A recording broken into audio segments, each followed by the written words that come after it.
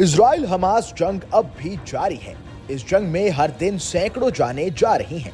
इस जंग में अब तक इजराइल का ही पलड़ा भारी नजर आया है और कहीं ना कहीं इसके पीछे का कारण इजराइल को अमेरिका से मिल रहा सपोर्ट ही है। लेकिन अब इजराइल को पहली बार अमेरिका से एक बड़ा झटका लगा है। क्या है ये पूरा मामला, आइए इस खबर में जानते हैं। दरअसल संयुक्त राष्ट्र सुरक्षा परिषद ने उस प्रस्ताव को मंजूरी दे दी है जिसमें गाजा में चल रहे युद्ध में तुरंत एक मानवीय रोक और गलियारा बनाए जाने की अपील की गई है। गाजा में एक महीने से ज्यादा समय से चल रहे इजराइल हमास युद्ध के बाद संयुक्त राष्ट्र सुरक्षा परिषद का ये इस तरह का पहला प्रस्ताव है। 15 सदस्यीय परिषद में इस प्रस्ताव को 12-0 से पास किया गया है। 3 सदस्य अमेरिका, ब्रिटेन और रूस वोटिंग में अनुपस्थित थे। इस प्रस्ताव को माल्टा ने पेश किया, जो संयुक्त राष्ट्र के सबसे शक्तिशाली निकाय के 15 सदस्यों को काफी हद तक साथ लाने में कामयाब रहा। माल्टा की संयुक्त राष्ट्र राजदूत वेनेसा फ्रेजियर ने कहा, हमने जो हासिल किया है वो एक महत्वपूर्ण कदम है। हम नागरिकों की सुरक्षा और सशस्त्र संघर्षों में बच्चों की दुर्दशा के प्रति अपनी प्रतिबद्धता पर दृढ़ रहेंगे। इस प्रस्ताव के ड्राफ्ट की भाषा पर कई सवाल भी उठ रहे हैं।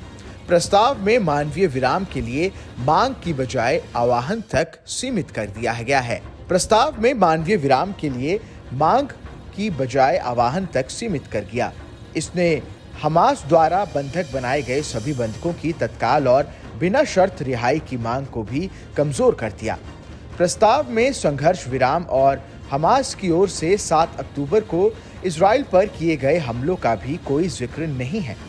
रूस के संयुक्त राष्ट्र राजदूत वासिली नेबेंजिया ने मतदान से ठीक पहले प्रस्ताव में संशोधन करने का असफल प्रयास किया है। रूस ने शत्रुता की समाप्ति के लिए तत्काल, टिकाऊ और निरंतर मानवीय संघर्ष विराम का आह्वान किया। इस संशोधन पर मतदान में 5 देश पक्ष में थे।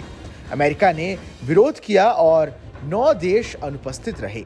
ऐसे में इसे अपनाया नहीं गया। आपको बता दें कि फिलिस्तीन शरणार्थियों के लिए संयुक्त राष्ट्र राहत और कार्य एजेंसी ने ईंधन की कमी के कारण मध्य और दक्षिणी गाजा पट्टी में दर्जनों पेयजल और सीवेज सुविधाओं को निलंबित करने की घोषणा की है। गाजा में UNRWA के परिचालन निर्देशक थॉमस वाइट ने गुरुवार को सोशल मीडिया पर एक पोस्ट में जानकारी दी है कि ईंधन की कमी के चलते सीवेज पंप सेवा से बाहर होने के कारण राफा शहर की सड़कों और गलियों में सीवेज बह रहा है।